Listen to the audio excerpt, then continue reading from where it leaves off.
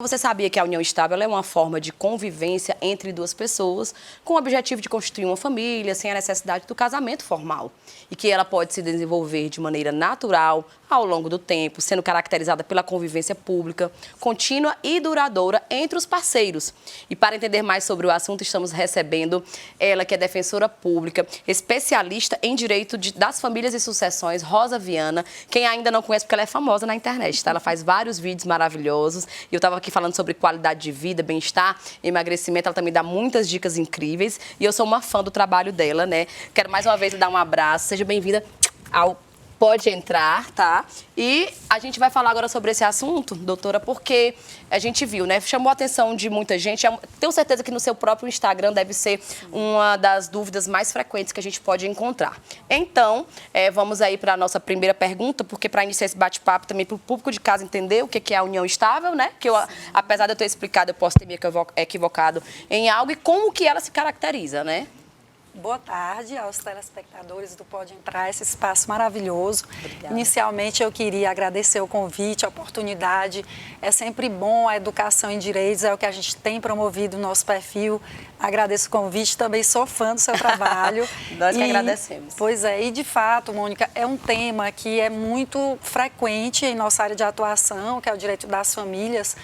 Mulheres que sofrem constantemente após o final da relação ou durante o que a gente chama de violência patrimonial. Existem várias formas de violências domésticas, não é minha especialidade, mas como ela está bastante atrelada aos finais dos relacionamentos e tem tudo a ver com a nossa área de família, a gente sempre recebe mulheres que sofreram esse tipo de violência. Então, no caso da Laís, apesar dela se referir sempre que era casada, na própria reportagem diz que ela era casada, ela afirma no final que nunca assinou nenhum papel, que não casou no civil, e que ele, ao descobrir que ela estava no show, começaram o relacionamento, ele deu uma aliança para ela. Ou seja, todas as características da união estável, que você bem mencionou aqui no início de nosso bate-papo, estão presentes aí no relacionamento deles, que é uma união pública, contínua, duradoura. E esse objetivo de constituir uma família é talvez o requisito que a doutrina considera mais relevante para a constituição da união estável. E em relação ao tempo, porque a gente falou, contínua, duradoura, mas teria um tempo no mínimo ou no máximo, enfim. E quanto a esse tempo, quanto tempo é necessário, né, estar junto com o meu companheiro, com a minha companheira, para se configurar a união estável? E é uma dúvida também muito frequente, não existe um tempo mínimo na legislação. Então, quando você vai aí analisar as características para a configuração da união estável, você tem que analisar todas juntas. Sim. Não existe um tempo. Então, eu posso estar em união estável num relacionamento de 2 anos, como eu posso estar num relacionamento de 10 anos. Eu posso ter um namoro de 10 anos e não configurar uma união estável. Então, tem que se analisar tudo junto. E daí a importância, muitas vezes, de se formalizar e explicar isso aos parceiros. Porque, interessante, Mônica, que muitas pessoas, às vezes, estão dentro de uma união estável e não sabem. Entendi. Ou seja, elas não podem, ao final, nem lutar pelos seus direitos. Principalmente quando ocorre de uma das partes falecer, né? Exatamente. Então, muitas vezes, elas estão vivendo uma união estável, têm aquela intenção de constituir família, como ele, deu uma aliança.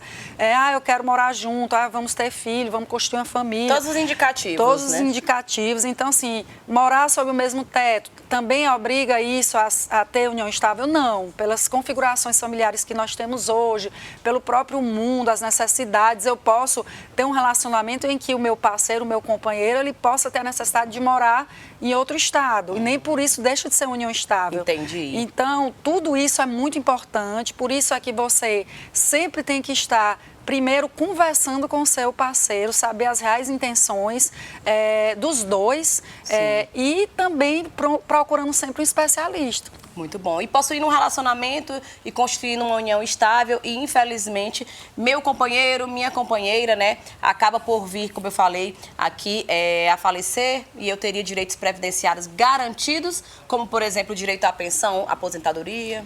Nesse caso, a gente vê que, no caso do Amado Batista, ele, com a diferença de idade muito grande, ele deu uma aliança para ela. E uma coisa que aconteceu, Mônica, ele pediu para ela parar de estudar. Então, Sim. assim, fugindo um pouco da tua pergunta, que é importante, claro, a questão previdenciária também não é minha área é sucessão e família, mas sim dá direito, numa comprovação de união estável, você terá direito, comprovando-se junto ao INSS que existia uma união estável e alguns requisitos, você terá direito a uma pensão por morte, por exemplo. Direitos sucessórios da mesma forma. Então, quando você não formaliza a união estável, quando você não faz um contrato de convivência, uma declaração de união estável, o regime de bens que será aplicado é o da comunhão parcial de bens. Isso é decisivo, porque o regime de bens é que vai dizer ali, que vai nortear a relação, que vai dizer o que é meu ao final da relação. E aqui a gente vê muitas mulheres abdicando, renunciando de sua própria vida para viver com seus parceiros. Entendi. Ah, você vai fazer o curso de medicina veterinária no caso da Laís, então ela começou a fazer os cursos, vivia de mesada dele, ou seja, não podemos, nós mulheres, nós temos que ter nossa própria independência, lutar por isso, nós temos que nos amar e nos bastar, não é, Mônica? Você que é uma mulher empoderada, eu acho isso importantíssimo a gente defender. Sim, você pode se relacionar, mas sempre com esse pensamento de que você tem que ter sua independência. Se valorizar, valorizar, né? Conhecer seus direitos. E no caso, mas ela era super jovem e tal. Não, você também que já é mais de 30, já é mais de 40, mais de 50, não importa, né? Tem que se amar de verdade, sempre é tempo, né? Para você estudar, para você começar um curso, para você trabalhar, né? E ter a sua independência. Doutora, a gente tem algumas perguntas, como por exemplo, a Guida Alvarez, está seguindo a gente aí no Instagram. Oi, lindas, boa tarde. Eu tenho uma dúvida, se em uma união estável ela vai ser reconhecida automaticamente ou é necessário registrar? Gostei do tema, sucesso. Obrigada, Guida. Excelente pergunta. A união estável, ela existe por si só. É o que a gente chama de ato-fato jurídico.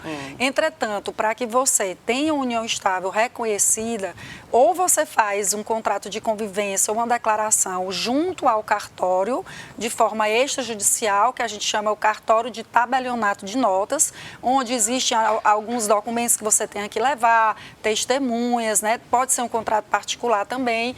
Ou, caso você não faça isso, no caso da Laís, por exemplo, ela vai ter que provar que houve essa união estável. Então, ela tem que judicializar, contratar um profissional, advogado, defensoria pública, para que ela possa ter esse reconhecimento e depois a dissolução da união estável. É isso que eu ia falar também, porque muita gente acaba não tendo conhecimento de que tem esse acesso à defensoria pública e é um meio que você pode ir, é muito bem recebido por cada setor, né? E pode procurar para poder ter essa ajuda, né? Exatamente. Na situação de você não poder constituir um advogado, existe um teto aqui no estado do Piauí. São 3 salários mínimos que você poderá procurar a defensoria no primeiro atendimento e você terá acesso a todos os documentos necessários, todas as informações e nós temos muitos casos de reconhecimento e dissolução de união estável, porque no caso você só pode dissolver se você reconhecer primeiro. Então, no caso do Amado Batista e da Laís, por isso que o advogado já está acompanhando, porque ele vai lutar pela metade do patrimônio do Amado Batista. Então, tudo que foi construído durante esses 5 anos de patrimônio, juntos, ela terá direito a 50%. E ele está querendo dar lá 60 mil para ela, ou seja... Para poder calar a boca e ponto final, não é assim, né? E aí, isso é a violência patrimonial. Então, por isso é importante conhecer seus direitos. Demais. Obrigada, doutora, pela participação. O tempo foi curto, mas ao mesmo tempo muito esclarecedor. Obrigada por reservar um tempo para o Pode Entrar e voltamos em breve com mais temas muito importantes, né? Não só para as mulheres, como para a família de um modo geral, né? Estamos às ordens sempre. Eu agradeço. Sucesso, obrigada. Fica aí para nossa fotinha no Instagram. Se você quiser informações e também acompanhar ela nas redes sociais, segue lá, Rosa Viana Formiga, né? Isso. Que é o Instagram da doutora, para você conferir todos os detalhes. Eu vou deixar disponível também no nosso Instagram do Pode Entrar, tá bom?